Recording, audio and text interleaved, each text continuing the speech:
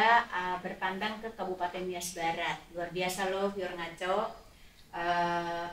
Jauh-jauh datang ke sini, kami mendapatkan sesuatu yang luar biasa loh di Nias Barat ini saat ini. Halo Pak Bupati, saya sapa dulu narasumber saya luar biasa. Ini selamat datang di Nias Barat. Sebagai tuan rumah sekarang ya Pak ya? Betul. Saya bertandang tentunya ya. Ngobrol ala Indoposko sekarang sedang bertandang ke Nias Barat. Betul. Pak Bupati, ini kan Nias Barat ini sudah memasuki 14 tahun, sudah memasuki 15 tahun. Ya. Kalau usia manusia masuk teenager, remaja, lagi nakal-nakalnya nih Pak. Ya. Nah, sementara Barat ini ternyata menghasilkan prestasi. Kabarnya ada 12 apresiasi yang ditorehkan oleh Nias Barat. Boleh dijabarkan Pak, termasuk kita nanti ada wajar tanpa pengecualian 2 tahun berturut ya? Kita WTP 2 kali berturut-turut. Mungkin dijabarkan yang WTP dulu Pak, seperti apa langkah ini yang sudah dilakukan sehingga boleh menghasilkan WTP tadi? Ya. Baik Ibu Nerli, terima kasih banyak. Iya Pak. Selamat datang ke Nias Barat. Baik, terima kasih. Sebagaimana yang disampaikan Ibu Nerli tadi, ya sudah 14 tahun daerah ini sudah mekar, dan langkah-langkah yang telah kita lakukan sejak saya memimpin dulu. Baik. Ya, pada tanggal 26 April 2021 saya dilantik ya, sebagai Bupati Nias Barat. Baik. Ya, sampai saat ini ya sudah kita mendapatkan 2 kali WTP berturut-turut. Baik.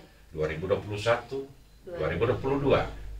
Langkah-langkah yang saya ambil dulu itu, pertama saya dilantik, ketika saya ada acara penyambutan, saya tegaskan kepada OPD saya, kepada seluruh ASN, mari kita lari 70 km per jam mengejar ketertinggalan kita. Gas terus tanpa rem? Tanpa rem itu. Ya, tapi dengan kehati-hatian yang luar biasa. Tujuan saya itu bukan lari di bawa motor dengan kencang itu, tapi dalam hal pekerjaan program kita. Nah, saya tanamkan itu kepada OPD saya, kepada para pegawai. Ya, mari kita mengejar. Dan pada saat itu, mulai setelah itu ya, pada saat saya angkat ya pejabat-pejabat di Nias Barat ini, mulai dari eselon 4 itu, eselon 3, eselon 2, sampai ke sekedar eselon 2. Iya. Saya tidak bebankan mereka sesuatu. Tapi mereka diajak berlari kencang. Makanya saya ajak mereka, tidak ada beban Bapak Ibu. Oke, dan hasilnya 2 kali berturut-turut Ya, WTP. itu hasilnya tadi. 2021, 2022. Baik. Kita mendapat wajar tanpa pengecualian Kabupaten Nias Barat yang tidak pernah didapat sebelumnya. Di mana sebelumnya di Sleman, WDP. Ya, tapi syukur di saat kepemimpinan saya, karena saya tahu juga bahwa saya tulus itu untuk memimpin daerah ini. Ya, kita dapat penghargaan dari artinya selama 14 tahun ya? Selama 14 tahun? Selama 14 tahun, baru 2 kali ini. Pada saat kepemimpinan saya di Kabupaten Nias Barat ini. Dan saya syukuri kepada seluruh pegawai, mereka mengejar, mereka sungguh-sungguh. Ya, kalau kita minta UPT dari mereka, bukan pekerjaan yang mereka pikirkan. Bagaimana membalikkan apa yang saya minta sama mereka. Tapi itu saya tidak bebankan. Dan sampai saat ini, dan sampai ke depan, sampai kapan saya berakhir memimpinnya seperti ini. Ya. Pak, selain 2 tadi WTP, ada 12 yang include diantaranya ini. Betul. 12 itu termasuk WTP tadi ya? Ya. Kabarnya ada prestasi yang lebih luar biasa lagi yang mungkin buat kita ini membanggakan. Ya. Kabarnya itu diperoleh dari KPK ya? Ya, baru benar. Benar sekali itu Ibu, di mana tanggal 26 kemarin saya telah Oktober 26 Oktober ini, betul. Yes. Ya, kita telah menerima penghargaan MCP dari KPK ya, sebagai kabupaten dengan skor indeks pencegahan korupsi. Ya, kita tertinggi di Sumatera Utara tahun 2022. Itu kita bangga tentang itu. Apa yang dilakukan sehingga mendapatkan prestasi ini? Tentu kita sejak kemarin itu kan apa-apa saja yang saya berikan petunjuk kepada para pegawai semua, jangan lakukan tindakan-tindakan yang tidak benar. Bekerjalah dengan baik dan sungguh-sungguh sesuai dengan prosedur. Karena tidak ada beban yang telah saya berikan kepada kalian. Karena nilai ini akumulasi ya Pak. Kalau ada OPD salah satu dari sekian OPD Bapak yang melakukan, mungkin dia tidak akan mendapatkan prestasi tertinggi. Betul. Artinya OPD Bapak ini juga kompak untuk menerjemahkan pesan Bapak. Gitu. Betul. Sering saya sampaikan kepada mereka, kita ini semua teamwork, satu kesatuan. Apa kelemahan kepada OPD 1? Ingatkan. Oke, baik. Ya, sering saya sampaikan itu dan terjemahkan apa yang saya sampaikan untuk kebaikan. Artinya dengan prestasi yang di ini, artinya OPD Bapak itu berhasil menerjemahkan. Berhasil satu kebanggaan tentunya bahwa saya bangga dengan OPD saya itu, ya walaupun pelan tapi pasti, dan kita meraih dari KPK itu.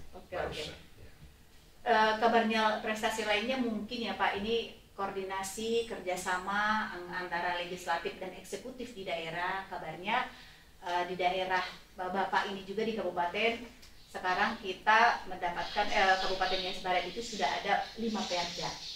Dan barusan saja terjadi, mungkin Bapak baru dari sana, ada memutuskan 5 perda tadi. Perda apa saja dan kira-kira langkah apa yang dilakukan sehingga keputusan itu bisa terrealisasi di akhir tahun ini?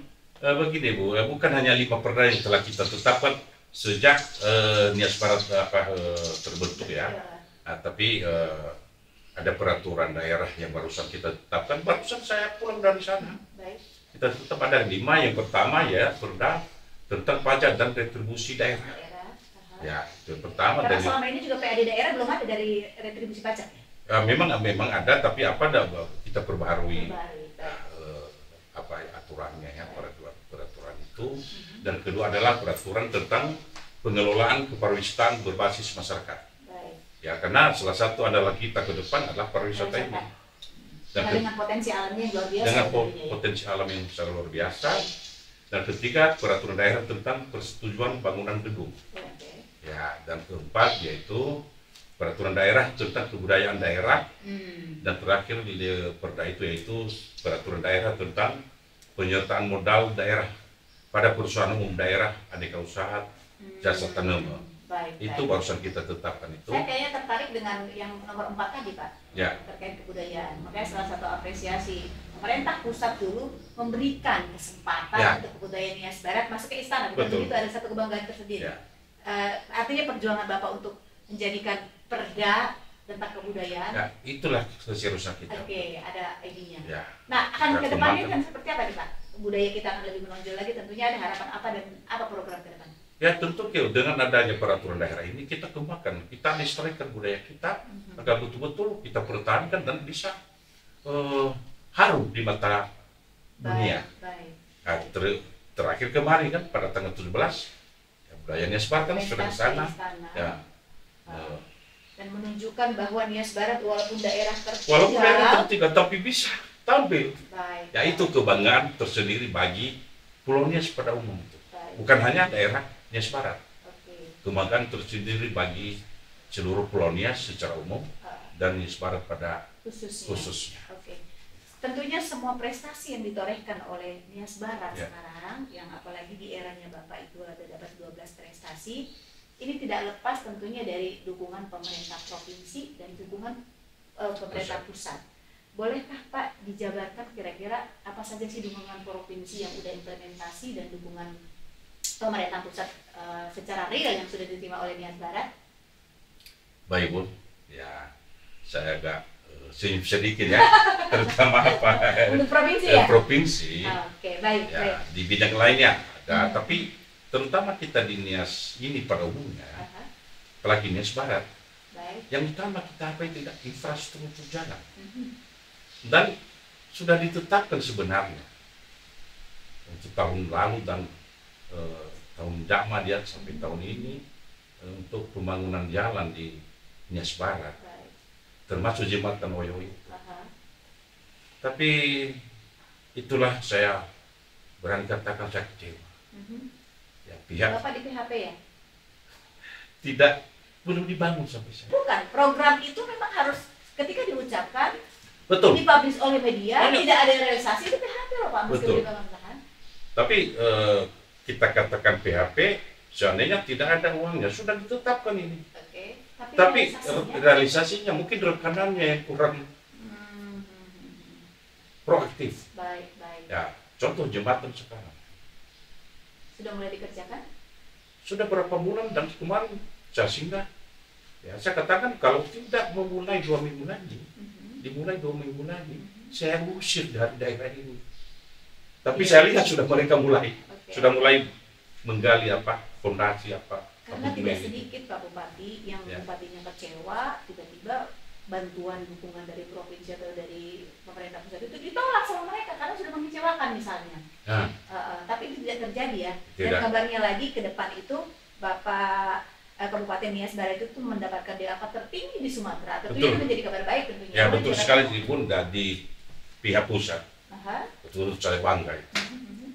Ya bagaimana hasil ngamen kami ya. Saya tidak malu mengatakan. Ya bersama dengan dinas teknis saya. Kami ngambil di beberapa kementerian. Dan syukur tahun depan, ya barusan juga Kementerian PUPR ya, PUPR yang diterima oleh Ibu Direktur Pembangunan Jalan dan Jembatan. Ya kami bicara panjang lebar. Dan syukur tahun depan 2024, DAK kita pembangunan jalan dan jembatan kurang lebih 89 miliar. Saya bangga ya untuk Nias Barat. Dan benar itu kita yang tertinggi di seluruh kabupaten di Sumatera Utara. Ya itulah terobosan yang saya lakukan bersama dengan dinas teknis saya. Ya setelah datang Pak Jokowi dulu kan, ya mulai dari situ ya sering ada semangat untuk apa. Dan mungkin nanti akan kita lihat 2024 implementasi dari hasil ngamennya itu akan memuaskan lagi. Betul. Artinya Pak Bupati, ketika akses infrastruktur jalan ini terbangun dengan baik, akan tumbuh yang lainnya gitu. Iya. Perekonomian meningkat. Dan itu salah satunya. Dan sudah saya bilang sama Pak Jokowi itu salah satunya dulu untuk meningkatkan perekonomian kita ini, apalagi di wilayah Kabupaten Nias Barat, terutama infrastruktur jalan ini. Baik. Itu satunya. Kabarnya Pak Bupati ada juga pembangunan dari Kementerian Perhubungan kalau nggak salah sudah berjalan sekarang di daerah pelabuhan. Betul sekali.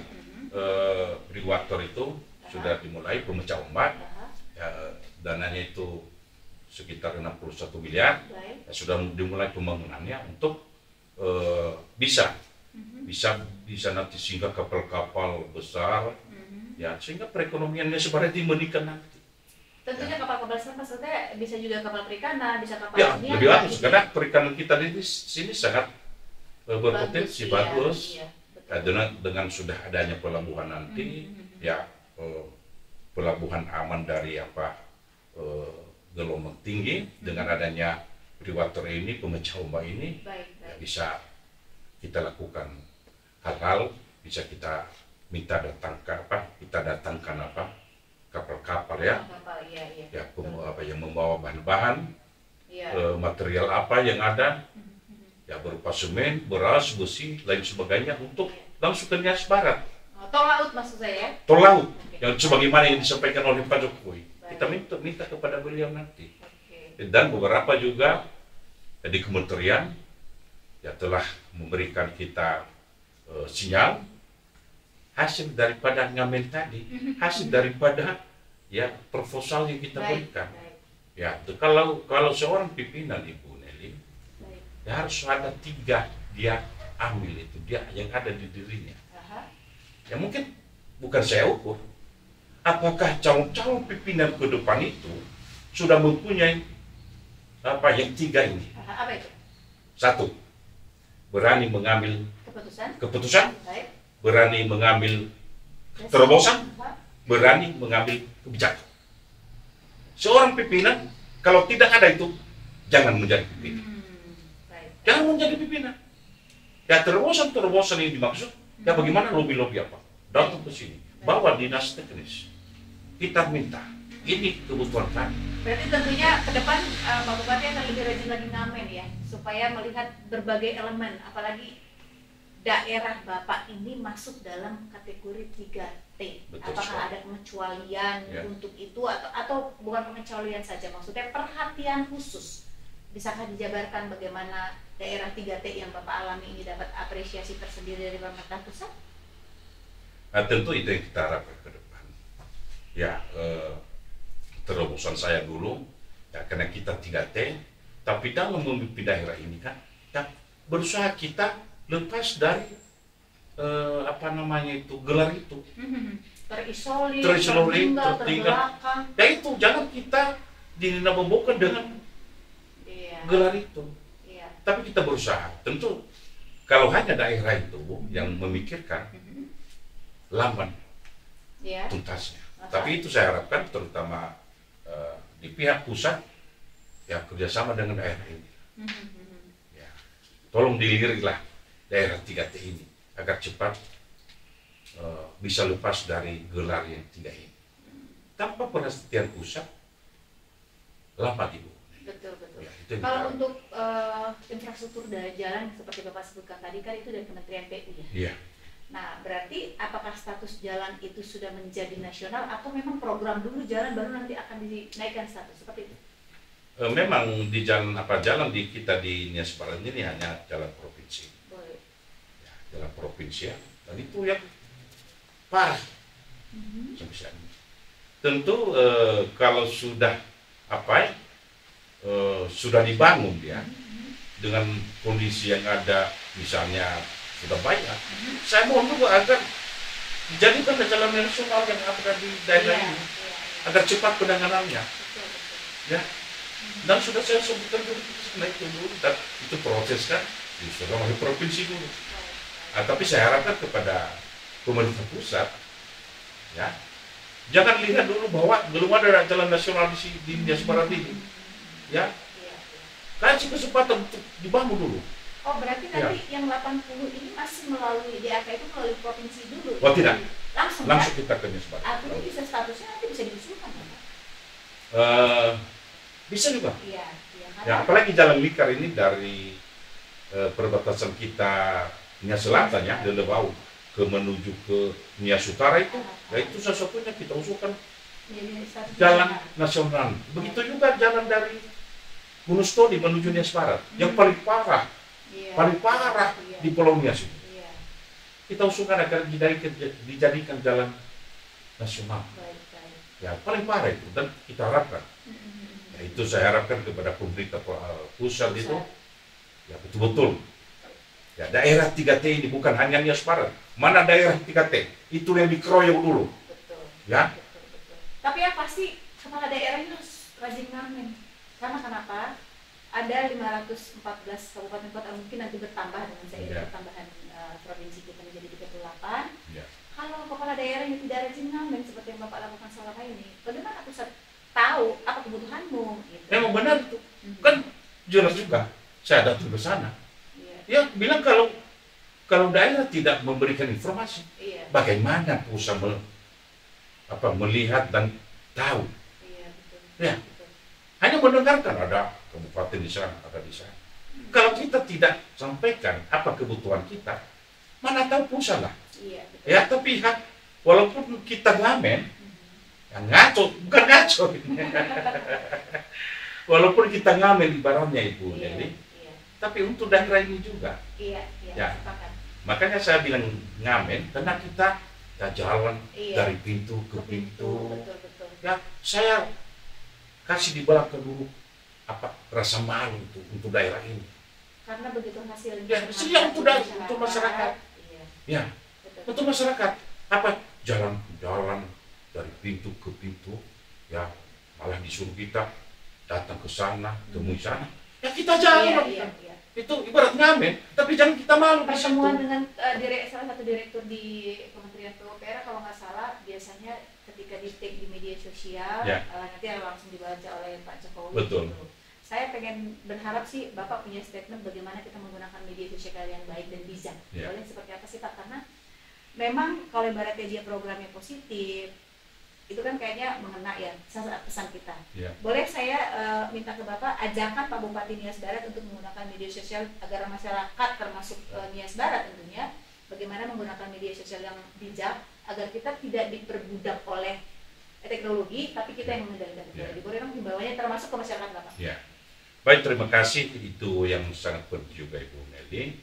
Ya, saya harapkan kepada seluruh masyarakat Nias Barat dimanapun berada, baik, mari kita memakai teknologi ini dengan baik, dengan positif, baik, dengan kritik-kritik yang membangun.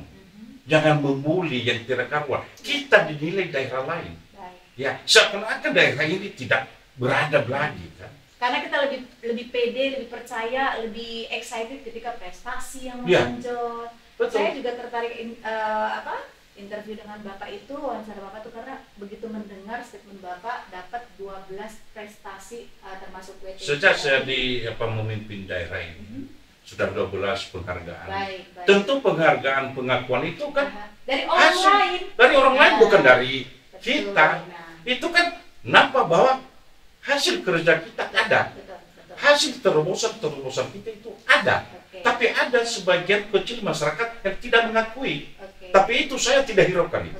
Artinya biarlah masyarakat Nias Barat khususnya menyampaikan hal-hal yang positif yang membangun, memberikan optimisme ya untuk mendukung pemerintahnya memberikan pembangunan. Ya.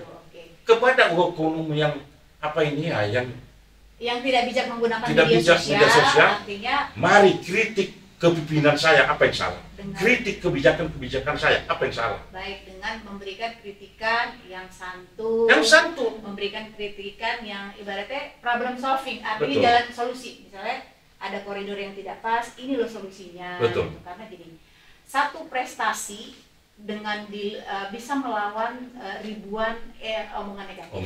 Nah, saya bersyukur lewat prestasi yang Kabupaten Nias Barat dapat, yang sudah didapat tentunya kan, karena nggak mungkin Bapak menciptakan awarding buat sendiri. Betul. Kan, artinya penghargaan masyarakat luas, KL termasuk KPK yang sudah diterima, yang Bapak jabarkan tadi, itu menjadi cambuk buat Kabupaten Nias, buat Bapak dan OPD sendiri untuk berlari lebih kencang. Betul. Kalau tadi ditargetkan 70 km per jam, mungkin dengan hasil torehan ini bisa ditingkatkan.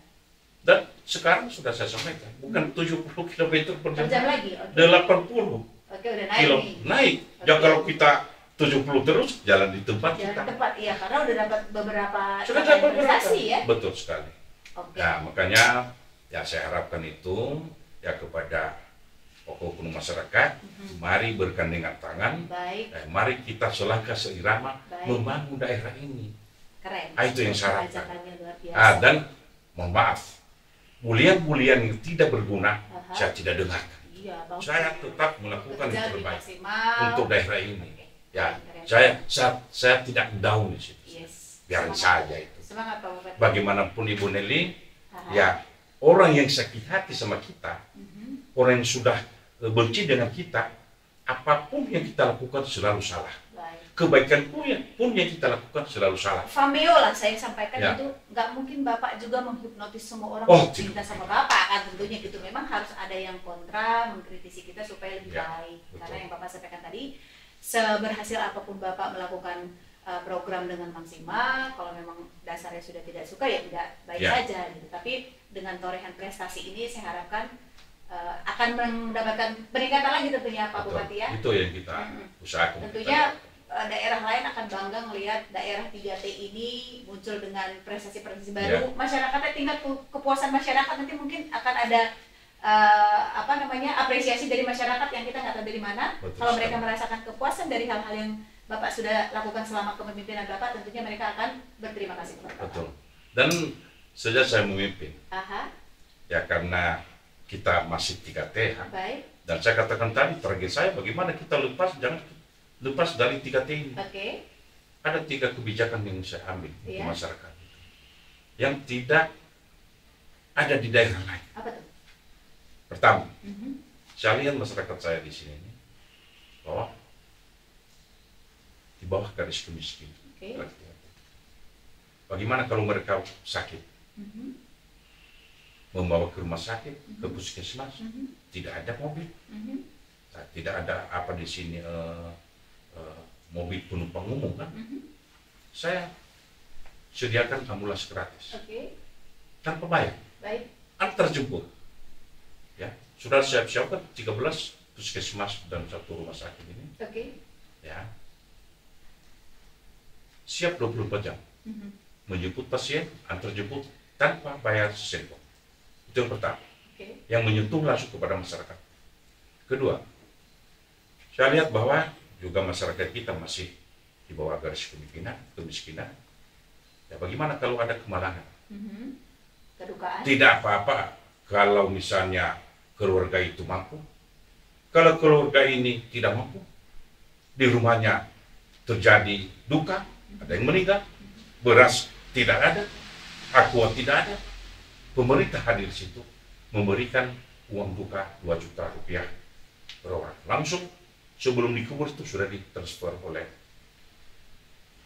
dinas yang menangani. Oke, itu program berarti masuk di OPD ya? Masuk di OPD itu, di Kesra itu.